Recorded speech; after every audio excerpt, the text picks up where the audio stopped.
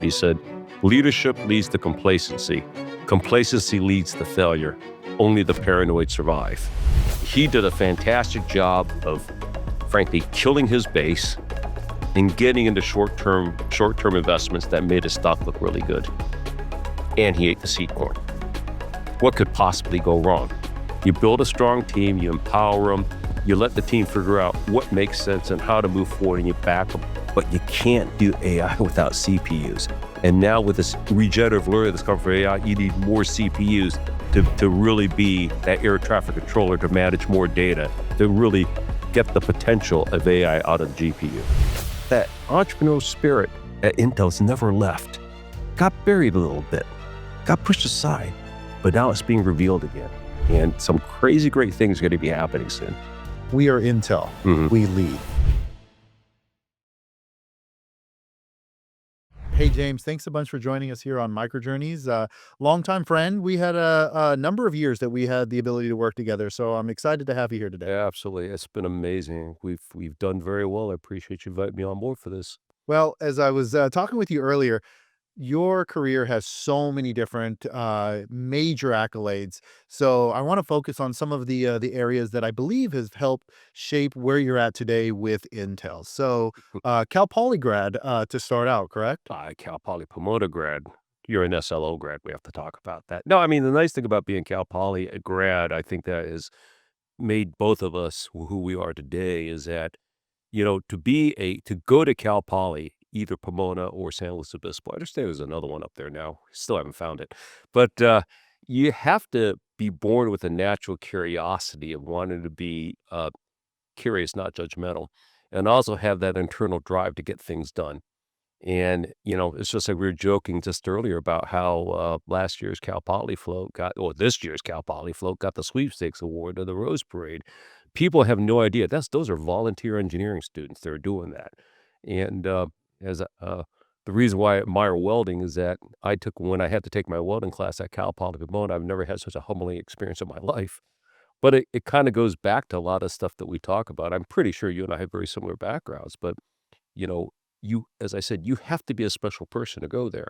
And you have to understand teamwork and live it. And many people, especially kids today, they don't get that, because one of my first jobs was actually in fast food.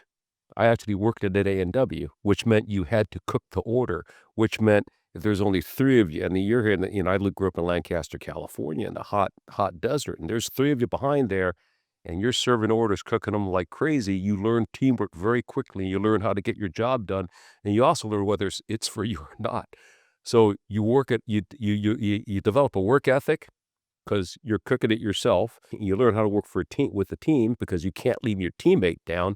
And there's a little bit of a sense of pride, because across the street was a McDonald's, and we always outsold that McDonald's all the time. So it was always kind of nice to do that, but it carried on to the Cal Poly. And one thing that I loved about Cal Poly, and even to this day you see it, is that they let the students follow their passion, and they nurture their curiosity. So amazing things happen from Cal Poly engineering students. I just, every time I read an alum magazine, I said, of course they did this. Of course this person's doing that. So, Well, and one of the things that comes out of Cal Poly is work ethic, and it's one of the pieces that I associate mostly with having worked with you is this tenacious effort to continue driving towards an end goal, whether it take a month, a year, 5 years.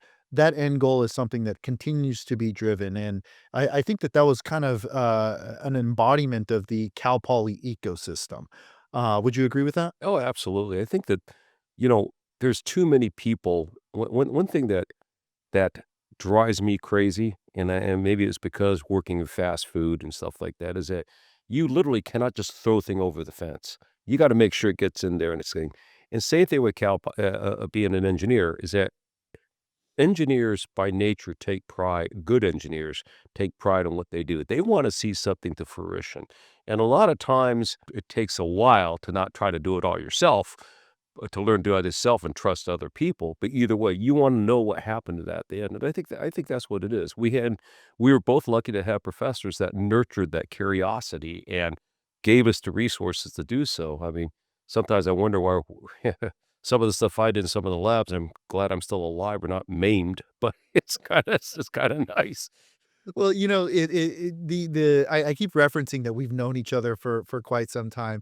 We met while I was a civil servant in the government, and your career took quite a period of time as a civil servant within the government. Why don't you describe that a little bit for the listener? Well, yeah, I mean, I was, I kinda go back to my childhood. I grew up in the high desert in Lancaster, California, and do what I call during what I call the golden age of aerospace. I mean, we had the Air Force Flight Test Center, we had the rocket lab. My father was among the, first rocket scientists hired by the Air Force to work at this place called the Rocket Test Site, and what was going on, the right stuff that Edwards Air Force Base, not only with the Air Force, but also with NASA, the astronauts.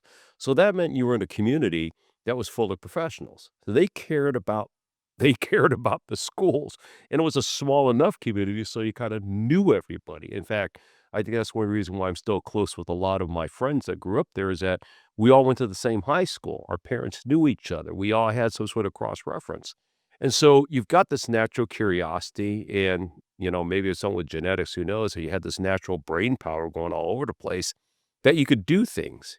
People didn't mind you doing, this was back in the you know, back in the day we had a chemistry set and you really could grow things accidentally or so yeah, but there's something about being in that type of environment and watching people test the limits of aircraft, of rockets, and that's kinda what got me into rocket propulsion was the ability to say, "Well, let's see what we can really do here." But oddly enough, my first job at the rocket lab was not, when I went back to the rocket lab, was not in rocketry. It was to develop, believe it or not, innovative reentry vehicle penetration aids. So I actually spent a summer in NASA Johnson in the Ellerton Field on a Vomit Comet developing these decoys, which proved to be successful. And of course, the Berlin Wall fell when we won the Cold War, so we stopped that program, which was okay. Which I'd rather have peace than that kind of stuff. Put it in simplistic words for the listeners. What is that program? Oh, that was a program that when you launch a ballistic missile and you've got these bombs coming in, it turns out that if you know which bomb it is, you can try to take it out. You can kind of shoot at it. So what you do is that you develop systems that they can't tell which one is a real one and which one is a fake one. So you end up, confusing the adversary and making it almost look impossible to try to shoot down the real one versus the fake one. Interesting. So yeah, that was my first project when I went back to rocket. It had nothing to do with rocketry, which probably was showcasing what my expertise was in rocketry after all. But then after that, after a couple of other assignments, I did, for some reason, the lab director asked me to revitalize the solid propulsion expertise at the Rocket Lab. So I had the largest in-house program with a bunch of engineers, and we literally were dusting off the stuff that my father's generation did. And that's when I also learned the value of documentation because you're kind of going, we're making a lot of mistakes and we're reading what they were doing. And fortunately, those guys were still there and said, "What happened here?" "Oh, yeah. Oh, you have to do this. Why didn't you write it down?" "We thought it would be obvious."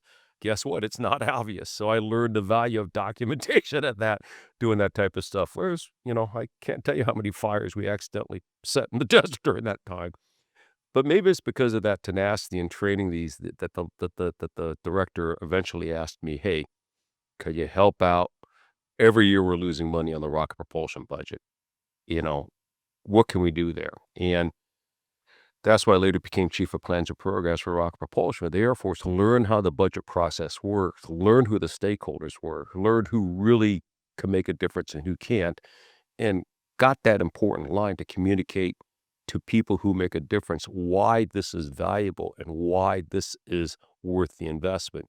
So by the time I ended up leaving that position, uh, instead of getting, say, 20% budget decreases annually, we were getting, up to 30% increases. And it got to the point, how the government budget process works. Oh, you got some extra funding. Well, give it over to the Rocket Lab. They're doing some good stuff. Absolutely. So which led me into the Pentagon because no good deed goes unpunished.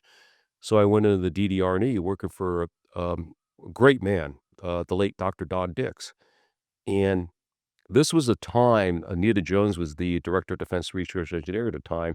and I worked in advanced technology, which means we had the entire science technology portfolio, the $13 billion, right? Yeah, just a little small budget, Just a right? boss budget. There were 7 of a half of us. I was the half because I was a trainee. But what was unique about the 7 and a half of us is each one of those guys were experts in their field, guys and girls. Today, why we have the EDA industry in the Silicon Valley was because of 2 of my colleagues, Dr. Jack McCallum and Dr. Susan Turnbach, who developed and funded the program called the Very High Speed Integrated Circuit Program, which created the design tools for microprocessors. It was because of them. It was 2 people. You think about it. That's called the VISIC program. Yeah, VISIC program right there, and the reason why our stuff in, aerospace technology is doing so well is that Dr. Dix had something called the IPTEP program, the Integrated, High Performance Turbine Engine Technology program. I mimicked it with IPRIP.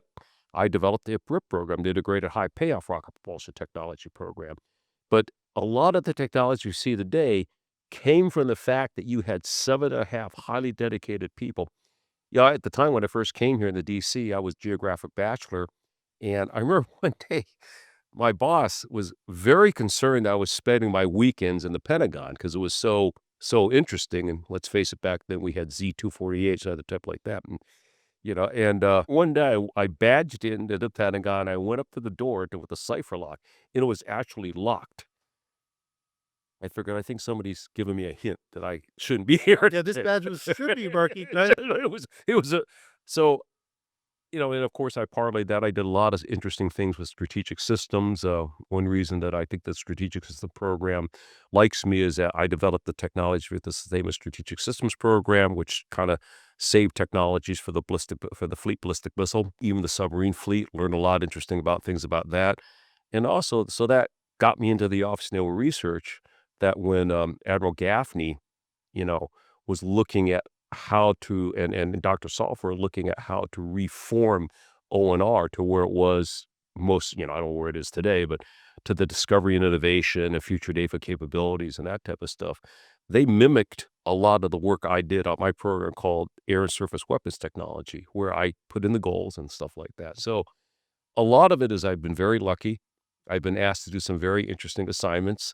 In fact, I still remember the strategic systems program one is that um, I would become, when you're a developmental trainee, you don't have an office. You're sitting in the same office lobby as the secretary. So here I am on my Z-248 like that. And the then USD AT&L, Dr. Kaminsky walks in and says, "James, I'm glad to see you." And I said, "Oh, no one's ever said that to me. Why?" And he told me about the strategic systems program, and that's how I got in there. So this is a very fascinating town that if you're somebody who builds a reputation of integrity, the ability to get things done, and get along with people somewhat, there's really no limit, and you don't care who gets the credit. There's no limit to where you go. Absolutely, and there was a number of items that you touched on at the, during that story, which was, understanding the budgets Mhm, and how the money flow, mhm. within the government, which is, though many people would assume something that you would learn on a daily basis as a government employee, you don't. If you're lucky enough to have that, exposure, it gives you a breadth of knowledge of the inner workings of the government. Oh, absolutely. One thing that the biggest lesson I learned when I was first doing the budget stuff, and I still remember we had something called a program element monitor. And so I was talking to the lab director. I said, "You understand we have a program element monitor for two program elements." "Oh, you don't listen to him. He's just a captain. You deal with the general, or if you can't deal with the general, deal with the colonel." I'm thinking, so you know me well enough. Don't ever say, "Don't do that." Yep. And so I called up this captain, and "I hate you guys." "Oh, that's a good start." And I went, "Why do you hate me?" "Well, why do you hate us?" "Well, because you guys ignore me.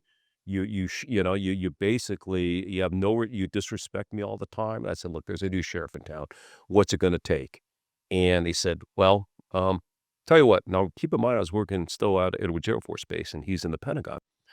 Call me at 8:30 my time for 2 straight weeks." And I did. By the way, that's led So to 5:30, yeah, 5:30 exactly. Pacific, yeah. So that's led to a 30-some-year-old, so my god, yes, 40-some year friendship now. In fact, I just had lunch with him yesterday.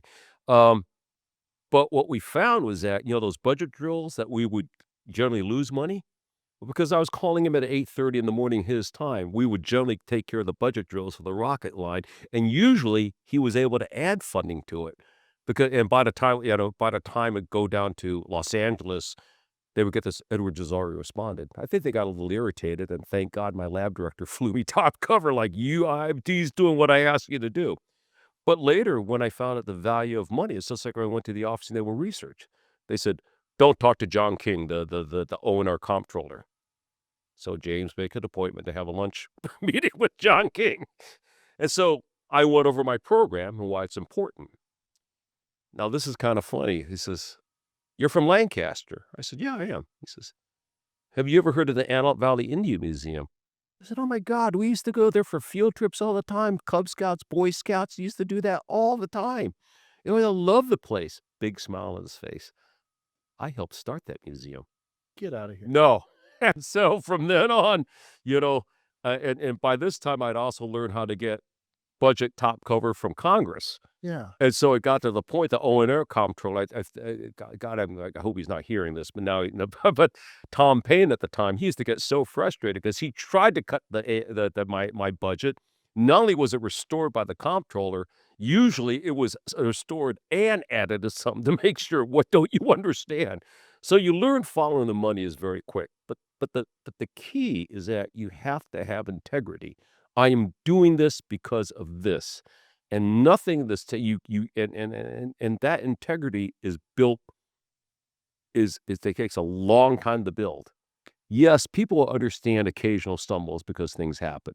But the fact is that if you're saying, "Here's what I'm doing, here's what this makes right," like, later in life when I started talking about the electronic design automation, and we came up with the phrase hardware accurate digital twin, test and emulate before you fabricate and test and evaluate before you fabricate.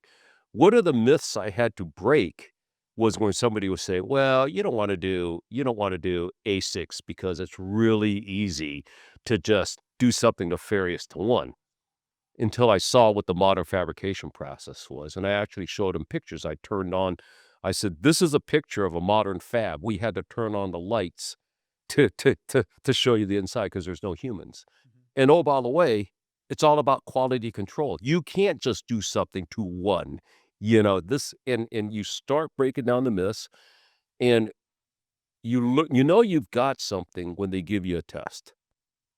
And I've been very lucky in that every test that we've been given, we always succeeded. And that's how we got the emulation, the design center, the Department of Defense or Department of War emulation, the design center at Wright-Patterson Air Force Base. It's up there. It's the exact same stuff that's being used by the Magnificent Seven, the NASDAQ Magnificent Seven. And it's just like it's just frustrating to me that you still see some of the inter-service politics that some places will just refuse to use it because it's an Air Force lab, and you're going, they make every excuse, and you go, "Well, it's there. Why do you really want the expense of building up one of these yourselves?" Because and there's one group in particular that keeps trying to build one and, get the money for one, and it's clear they can't because they can't justify it when there's one that's at Wright-Patterson they could use. Well, you covered two really interesting points. The first one I want to hit on is it takes years to build up a reputation of integrity and all of these things. On the flip side, it takes seconds to lose it. Oh, And absolutely. being able to stay as someone that people call both inside the government and inside the semiconductor industry on a regular basis shows that you've been able to maintain that kind of perseverance in not losing it at a moment's notice. The other piece that was really interesting that you touched on is this emulation piece, Mm, right? mm. This was one where it had taken years of re-educating a lot of the government officials on why this was a critical capability that would buy down time for repairs. It would help accelerate, the development of new generation systems, whether they be aircraft, tanks, submarines, you name it. I mean, so far as even modernizing existing platforms where things like racks inside of submarines could easily be, done. And oh, by the way, if I remember, James, this was common practice in all other industries, just not the United States government. Am I correct on No, this? you are because, I mean, a lot of it is that we have to remember we grew up in pretty heady times. Everything that the critical technologies that we focused on to win the Cold War were all based on an Air Force project of study called Project Forecast, and they studied, they said, here's what we did, that's what we did." And these were some times where, I still remember it just wasn't the government labs and the government engineering centers back when we had real engineering centers. It was the defense industrial base. People, those parking lots were filled 24 hours a day, 7 days a week. Um, Contrast today where it seems like the industrial base people are all waiting for their off Fridays, which that's another story in itself. But but what something funny happened the moment people in commercial figured out they could make money on these things. I'll give you a good example before electronics. So when I after I earned my undergraduate degree from Cal Poly Pomona, I wanted to move out of California because I was born and raised there. So I took a job up in Boeing in Seattle.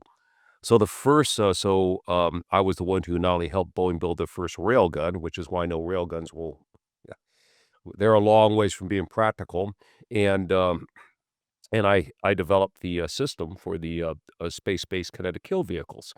Um, but my first job was carbon-carbon, was graphite epoxy composite materials, and I learned an awful lot about that, why they can work and can't work and, the limitations.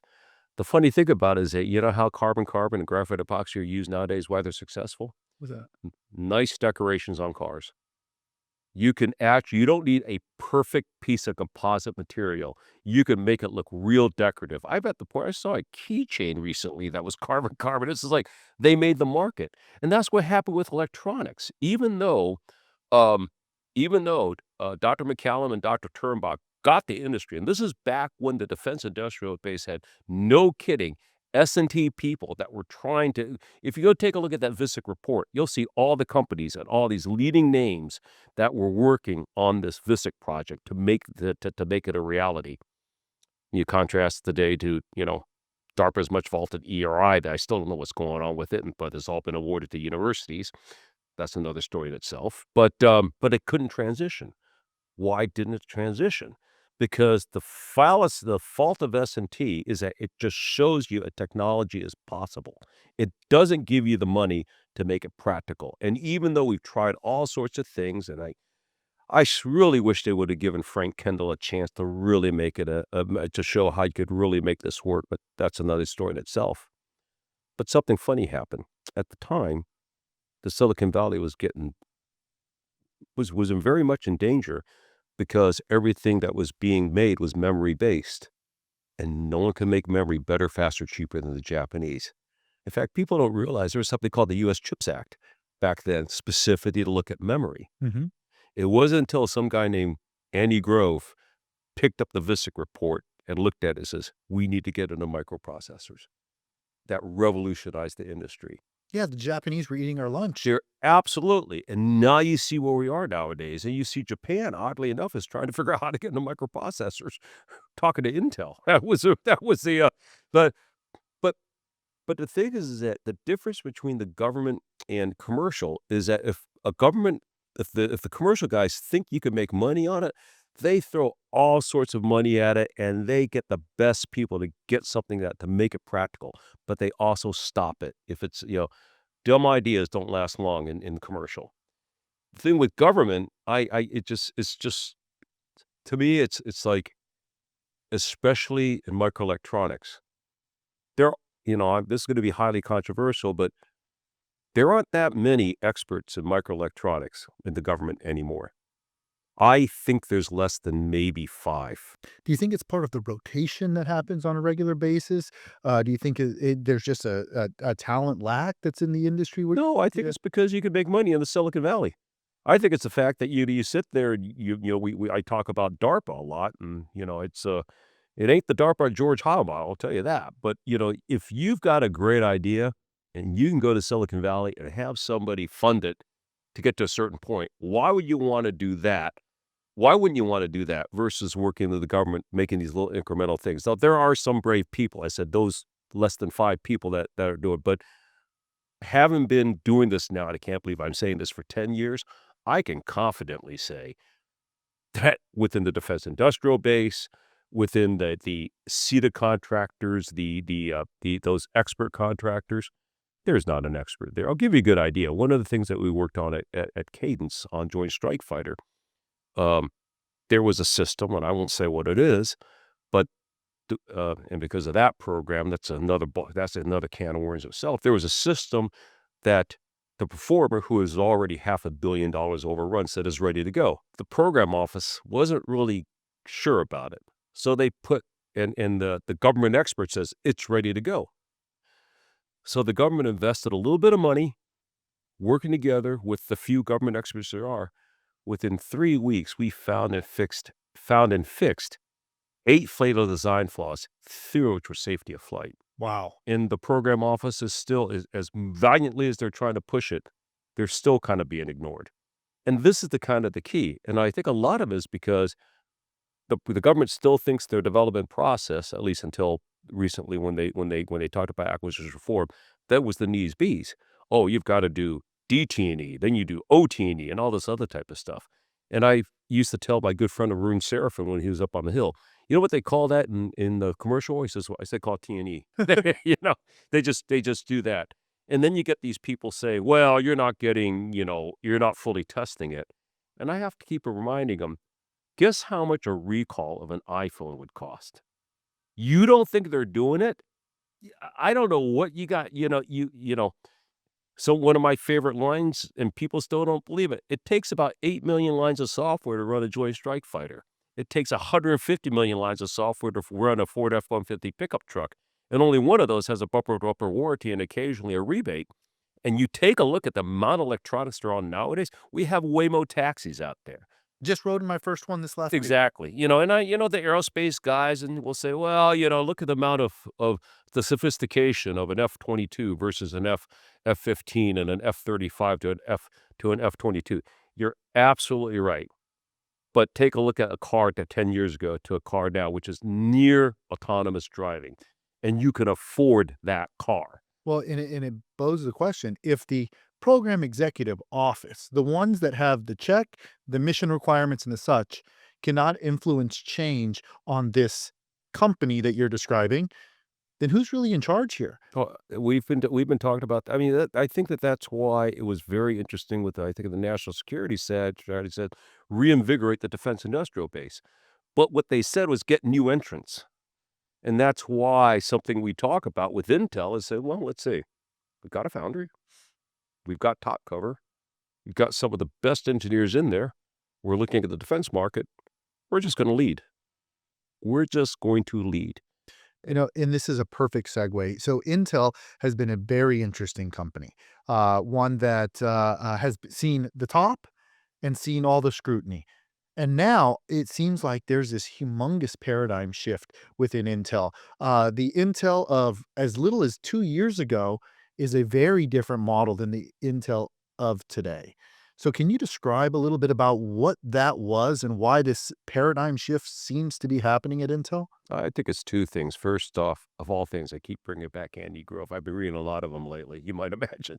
But I think he says something that I'm wondering if people really took to heart, at Intel when he said, "Leadership leads to complacency. Complacency leads to failure. Only the paranoid survive." And I look at that as kinda like General Motors, where once upon a time, in our lifetime, GM had over 70% of the car market. They don't make any passenger cars. They've Interesting. all ceded it to the Japanese and the Koreans and the Germans. They don't, because they always assume they're in a leadership position. That's what happens when you take your eye off the ball, and something that, we talked about, I've talked about a little, which is like this Jack Welch school of management. And I think that is the issue that I find quite a bit, is that they say, "Well, he did a fantastic job of, frankly, killing his base and getting into short-term investments that made his stock look really good, and he ate the seed corn. What could possibly go wrong?" But all the investors were going, "Look at all this other type of stuff." And where's GE down today? Delisted, a mere shadow. Where's GM? Well, stuff like that. And I think what happened, you contrast that to Steve Jobs and even to some extent my good friend Bob Lutz, who was at Chrysler. They said, look at the customer experience. Start there and work your way back to the product. And that's the one thing that our CEO, Lip-Bu Tan, is famous for. When I joined Cadence, I think that, a decade ago, I think Lip-Bu hadn't, I know Lip-Bu had been there a little earlier than me, but I was hearing stories about from other folks at Cadence is that how he was sort of the chief apologist officer. He's going around to all customers that Cadence had irritated and apologizing, "Well, we do better." But he was listening to them.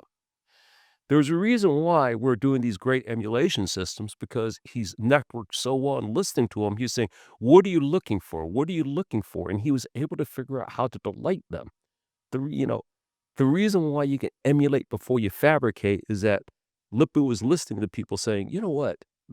A mistake cost me X. If I could make sure that my design worked right the first time, hardware and software, I'd save a lot of money." And he put a lot of money in that area. So when he came to Intel, it was sort of obvious. He's looking what I call straight the fundamentals. The business book people should read. I certainly hope that if people haven't burned Jack Welch's book they're using as a doorstop, is Iacocca by Iacocca. But by Lee Iacocca. He talked about building a team. What was interesting, when he got into Chrysler, he assumed Chrysler knew how to build cars. It was a finance-driven company. It was f how was it They're just lucky to be in business because everybody bought domestic at the time. He had to go back to the fundamentals, and that's where you see Lip-Bu taking the company, going back to the fundamentals. You build a strong team, you empower them, you let the team figure out what makes sense and how to move forward, and you back them, and that's exactly what Lip-Bu does, and that's why we're making the bold statement, "We lead." When I was at the Genesis kickoff meeting at the White House, Secretary of Energy, right, with the Secretary project. of Energy there, hear all these people talking, including my good friend Bill Chappell, and, I had to remind them, even though I'd been with the company for by then a whopping 2.5 weeks, I had to remind them, Intel's been part of over 30 Department of Energy supercomputer builds. We're back. We're ready to do it again. And that's what we're doing. It's the spirit. That entrepreneurial spirit at Intel's never left. Got buried a little bit, got pushed aside, but now it's being revealed again. And some crazy great things are going to be happening soon. So I like this idea of the phrase you're mentioning, and I've seen you talk about it in the past. We are Intel, Hmm. we lead. Yes. And a data point on that you just described is the brand new Project Genesis. Hmm. One of the major priorities that the Secretary of Energy has put on the table, and it has been heard across all the national labs. Hmm. My good friend, the interim director of Brookhaven, John Hill, Hmm. has said that this is our priority. We are building all other kinds of research capabilities, but the priority is to ensure that the Secretary's message is integrated into all of our work. Hmm. So, if that's integrated in all the work, in order to make that a success, you need companies like Intel who are going to lead the charge to ensure that the United States is able to hit these objectives. Exactly. I mean, one of the things that people forget, everybody loves to talk about GPUs. And GPUs are great things. Jensen Huang has built a fantastic company. But something somebody has could have had, but people forget GPUs need CPUs. CPUs are basically the air traffic controller for what goes inside a GPU. Now, something funny's happened with AI. Now you have this regenerative learning. So you're getting more data in there. So to get these more powerful machines, yes, you still need GPUs, but now you need twice as many CPUs. Now, that's great for Intel. What's even better for Intel is that if you get them down to the 18A, which is an incredibly thermally efficient type form factor, now you're reducing that power lag. We've all see it, all these data centers, where you get the power, all this. It's a valid question. But now we're designing things such that we can make them that much more energy efficient. So that's what I'm saying is the kind of comeback. People always look for the glorious thing, and there's, hey, look, the GPU is a great thing. Look at the revolution it started, but you can't do AI without CPUs. And now with this regenerative learning that's coming from AI, you need more CPUs to really be that air traffic controller to manage more data that goes that they to allow for AI to really get the potential of AI out of the GPU. It's interesting because most of the time, when technology seduction hits people, Mhm. it's a standalone technology, and people that need the technology go to it. But even in our industry, there's technology seduction within the technology. So what you just described here is everyone is looking at NVIDIA, Jensen, and the stuff, and they're doing great things. Exactly. Absolutely. Absolutely. But the periphery of the electronics that are required to ensure that those good things can continue doing good things Mhm. are the CPUs, like you're describing Oh, here. it gets back down to the fundamentals. It always gets back down to, no matter how wonderful an architect design you have for your house or a building, you still have to have a strong foundation. And that's what people sort of forget. Everybody likes to do the glorious thing, but they kind of look at the, what I call the pluggers. At the end of the day, you've got to have, and that's why it always gets back down to what I call the common element of people. You have to have good people. It's good people that actually make a difference on this type of stuff, especially if they're empowered and they're inspired.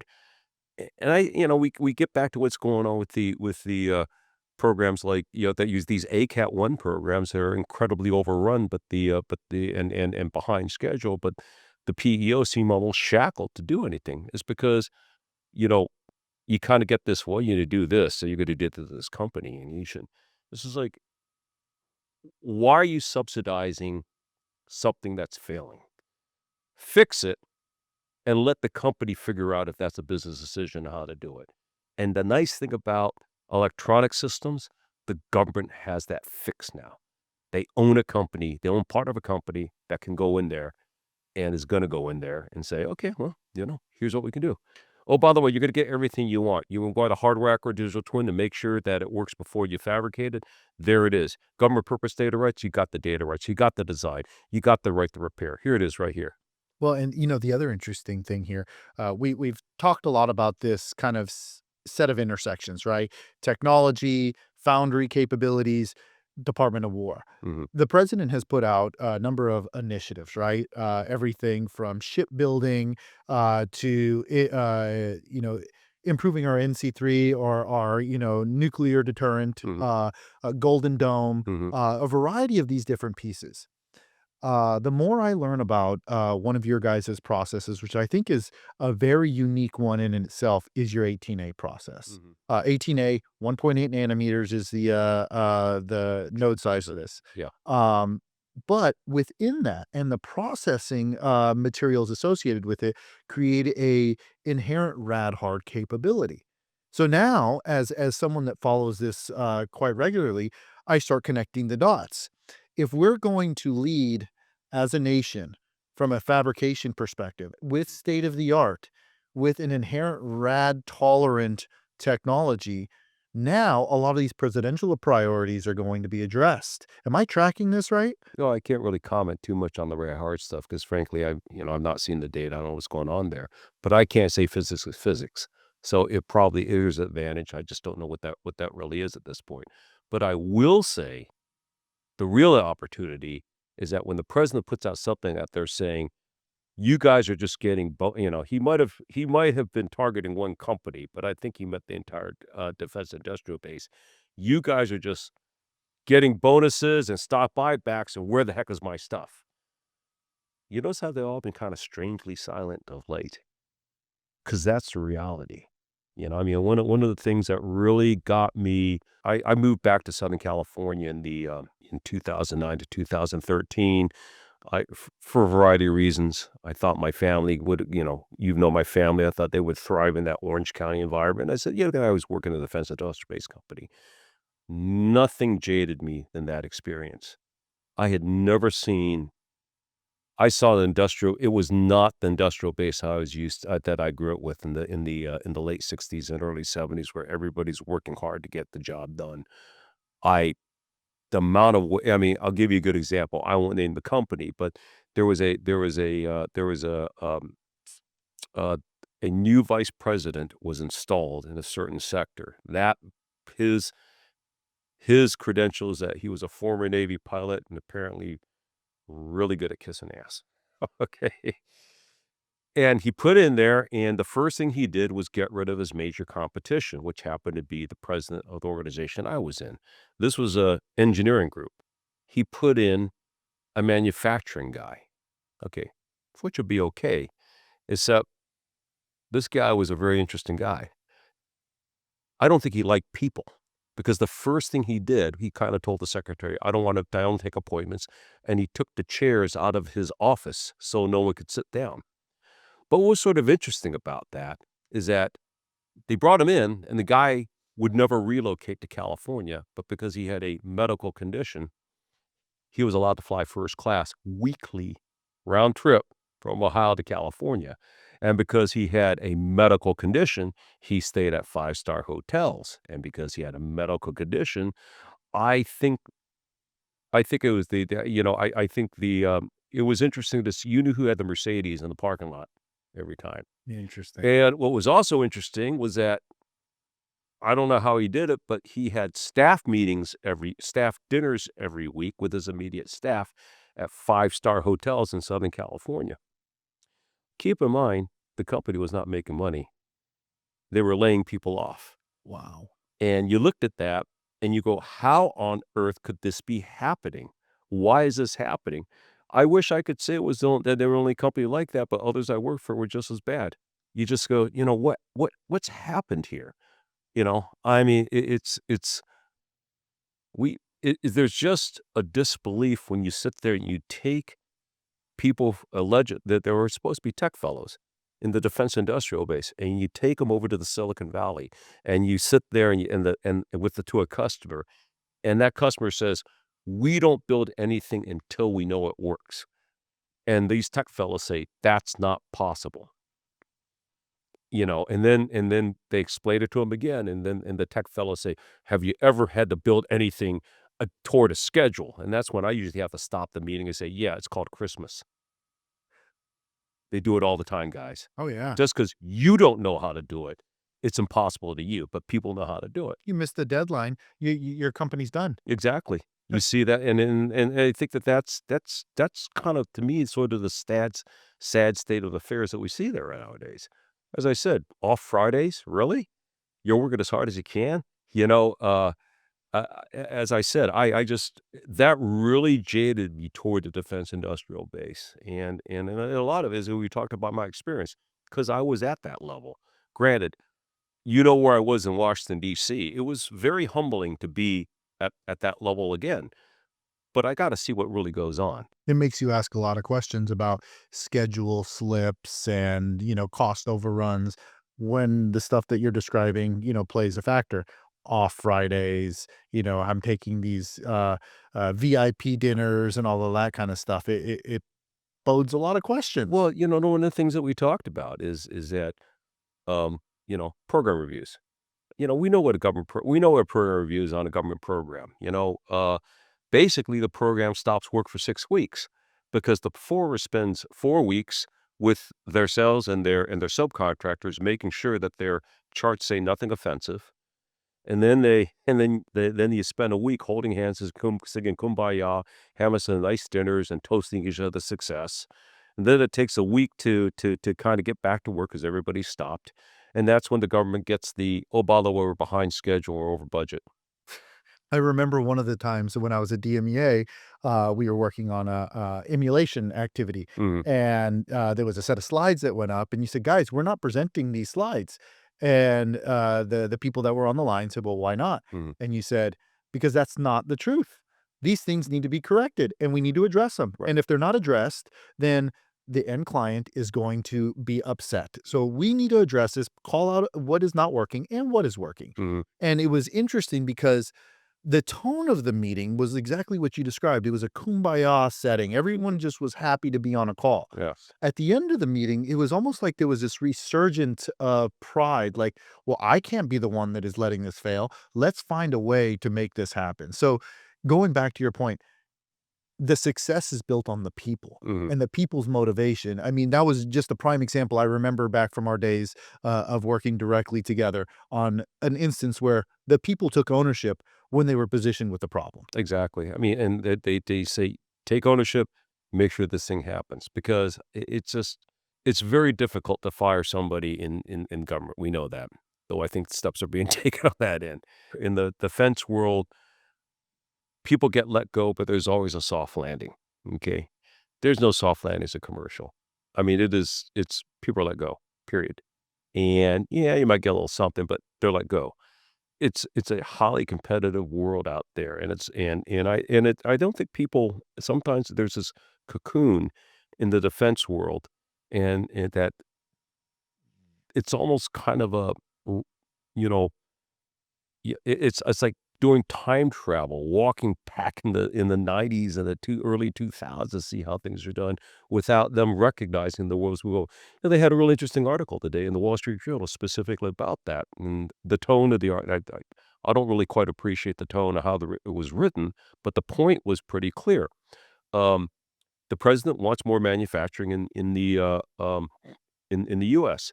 So the Chinese built a glass manufacturing plant in the U.S. And it's making a lot of money. In fact, it's putting the US manufacturers out of business.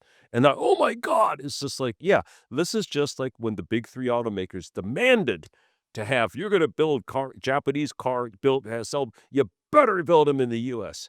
So Honda did. Honda Accord, best-selling car in the world. Interesting. Yeah. And guess what happened? GM and Ford were still, "Well, there's other reasons." What did Chrysler do? Chrysler said, "We need to learn how Honda builds cars." And the Chrysler development process is all based on going to Honda. And this is the pride that we saw. One of the meetings they had, um, Mr. Honda, we were talking about the supply chain and how the US companies would say, "Well, it's a closed market. We can't get in there." It was a closed market in that that was a trusted chain. They took total control of it, and they said, "Okay," to the point where Mr. Honda himself would go down to, I wonder how many of your listeners remember this, go down to the window crank manufacturer. Yep. And Mr. Honda went down there because while it was that company, that was his name on the car. That's it right there. Why does Apple have the attention to detail? Because Steve Jobs' father told him, "Yeah, people might not see this part of the piece of furniture, but you'll know." Yeah. That's why they have that attention that you kinda wonder what happened here. You don't wanna have the reputation of, don't buy a Honda. The doors don't work. The windows don't work. It sucks." Right, For a 30 cent, 50 cent, $2 component right. that if there would have been a little attention, it would have gone a long way. Exactly, and that's what you're saying is that, this emulate before you fabricate. You know, the first thing it does is that it stops those costless fixed fee programs from overrunning. But you really have to ask yourself sometimes, why does the defense industrial bill still like cost plus fixed fee programs? Well, I'll let the viewer decide on how this works. So let's say you're a publicly traded company, and publicly traded companies like to issue earning reports, and they also like to increase their guidance halfway. A defense stock should be a pretty boring stock. You signed a contract, everything's fixed. It should be steady. It should be, a base stock. So if you have a cost plus fixed fee program, which now means you get paid if you get it done right, but you get paid more if you get it done wrong because you get paid more because you get paid to do over again. How is the only way you can increase your guidance mid-year? And I'll let the viewer decide. One of the things that, people track a lot is what is shareholder value and how do we, increase that? Mhm, I mean, this is what you're stating right here. So let me take a switch back over to Intel. I love the phrase "We are Intel, we lead." mhm, Can you give me another example of where you guys are leading? I've seen a number of different instances where non-traditional government people are now playing, having a lot of influence in seeing what you guys do and being a part of the conversation. Can you talk a little bit more about how that has kind of spiked since your recent, uh, pivot over to Intel? Well, I think that the thing is just the unleashing of people into what we can and can't do and what we should be doing. The thing is that Intel is a pretty amazing company. Intel, remember, people think of it as just semiconductors. But remember I told you, we're part of how many supercomputer builds? That means we know systems.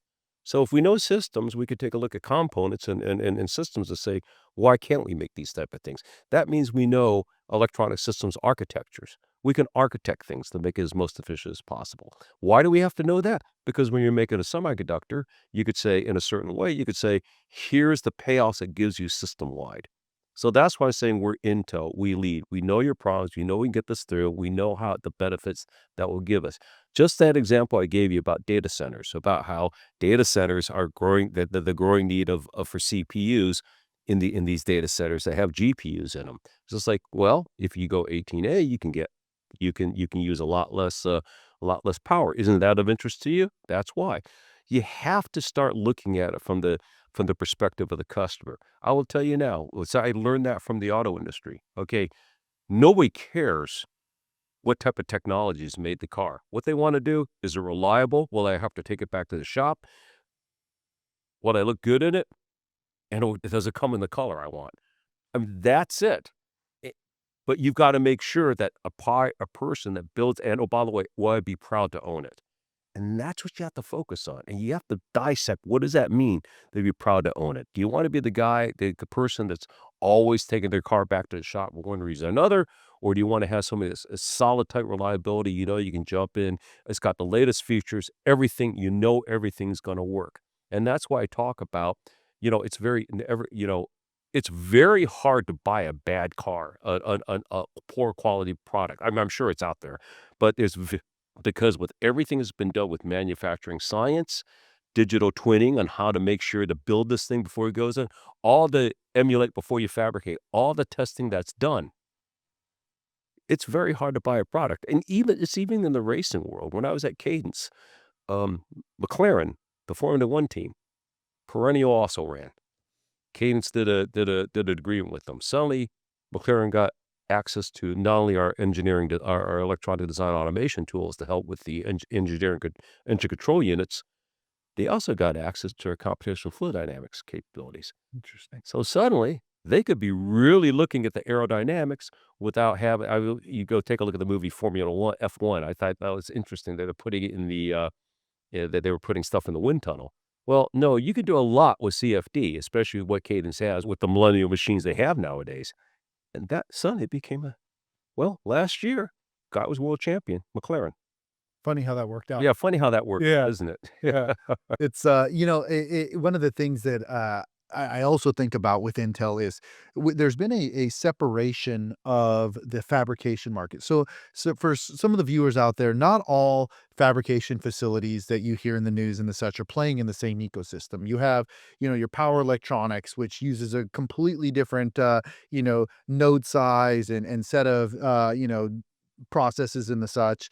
You have your state of the practice facilities, your, Mhm, I guess, Ion Q now, which just acquired Skywater, your Global Foundries, more of the kind of the day to day stuff. Then you have your state of the art, mhm, and that really boils down to three companies. mhm, You have Intel, mhm, TSMC, mhm, and Samsung. mhm, And of those three, there's one US owned company. mhm, And within that, you guys have embraced a set of offerings that I think really caters to the US need.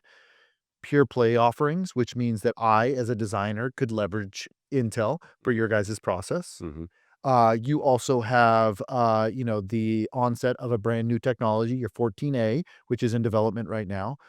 Secure Enclave, understanding that there's layers of security that are required for manufacturing certain things. And it's not just the Defense Department. Banking has the same kind of concerns. mhm. Automotive has the same kind of concerns. Absolutely. So I'm starting to see these layers within Intel that are creating this we are Intel, we lead kind of portfolio that 2, 3 years ago were not part of the ecosystem.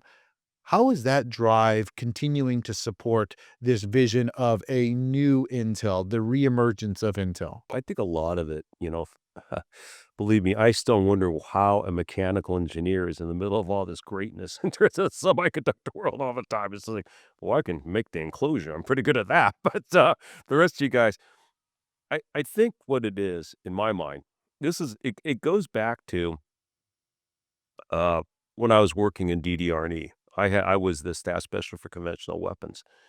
And I could never understand why our ammunition plants were so inefficient. And I found and especially compared to the Europeans and the Japanese, especially the Europeans. I found out something interesting. World War II, we bound the crap out of their ammu plants. They had to rebuild them, and they rebuilt them with modern state-of-the-art stuff. Our plants were still pretty much the same as they were in World War II. Literally, when I worked for ATK, we had people putting stuff in trolleys and pushing them to the other never put money in for modernization. I think what has happened, especially when you have people like Lip Bu, who's bringing in great people like Nagan, people like that found and I forgot the name of the gentleman that was at Intel, went to TSMC, has now come back to Intel on foundry design. It's just not a matter of putting in a foundry. It's saying, how do we do it more efficient now? What's the smart way of doing it? What is smartest? What can we these type of things? And I think that's sort of the key where you kind of we talk about curious, not judgmental. If I have a chance to improve it, why wouldn't I want to do it? And what are the key features I ought to be taking a look at? And so I think that is the thing that's going on. And then, oh, by the way, now there seems now at Intel, we're really focusing on delighting the customer. What can we do to delight you? What is something that we can provide to you? What are things we can provide that you didn't know you needed, but now you have it, you can't live without it anymore? And you're seeing that type of stuff That's out there. that's an interesting paradigm shift. When you think about a fabrication facility, to be honest, it's cold, it's dark, Mhm. there's not communication in there, it's highly sanitized. Mm. So what you're describing here, it just doesn't seem to be the common thought process, which is let's bring you into what we're doing. Let's show you how we can accommodate you, the customer, in what has historically been a cold, dark, sanitized So kind of ecosystem. that's exactly it. I mean, one of the things that the success of why Cadence was so successful in defense, it wasn't just because I worked with great people and I had the top the top cover from the top leadership. Is that we started bringing DoD people into the Silicon Valley. Everybody hears about it, but they don't know what it is. We had this event called Cadence Live, and I still remember how we ended up being uh, how that what finally tipped it over to get that facility at Wright-Patterson Air Force Base. The then director of engineering for Joint Strike Fighter, and then the director of mission systems managed to get a hold of Jensen Long after a speech, and the director of engineering was describing how the electronics were done, I think on TR-3 Block 4. And Justin just looked at him and said, "You're never gonna get there. If you're gonna do something, you better do it that way." And that's when I think the director of it says, "Oh my god, we're dinosaurs. We better do this." And they keep going back to Cadence Lab, and they see the pace of change annually. And when you see that pace of change, you start wondering, you know, what's why is the industrial base so slow when here's a commercial company that's putting 40% of their annual revenue in new product development and look at the pace of change? You realize 5 years ago, Waymo was still having issues with autonomous driving because people could put traffic cones in there and spoof them. Now it's commonplace. What happened? Well, it's because they kept designing, they kept improving, they kept putting the money in to say, okay, maybe we have to look at things a different way. And that's why I'm saying that it gets back to our roots, Cal Poly, but also even the roots where I grew up in that tech environment in the Antelope Valley. You gotta be curious, not judgmental. Don't ever say it won't ever work. Say, "Why doesn't it work? What could I do to make it work?" And I think that's the spirit when I say we are Intel, we lead. It's gotta be like, we're not gonna accept we can't make this work. Some of the stuff we're looking at right now, talking to folks in the Pentagon, we'll make this work. Remember I told you about the relative level of sophistication of electronics? We kinda know. Yeah. So I think we'll just sort of leave it at that at Well, this point before I get any more trouble. so to kind of pull it full circle, we talked about, not only your where you started out at, Cal Poly, the time that you worked on the industry side, supporting the government, within the government, now all the way full circle into the electronics area, Cadence and Intel. As a way forward, I want to connect the dots. Mhm. How do you envision Intel and the Department of War working together as they go forward? What do you see that vision being? My vision has got to be like,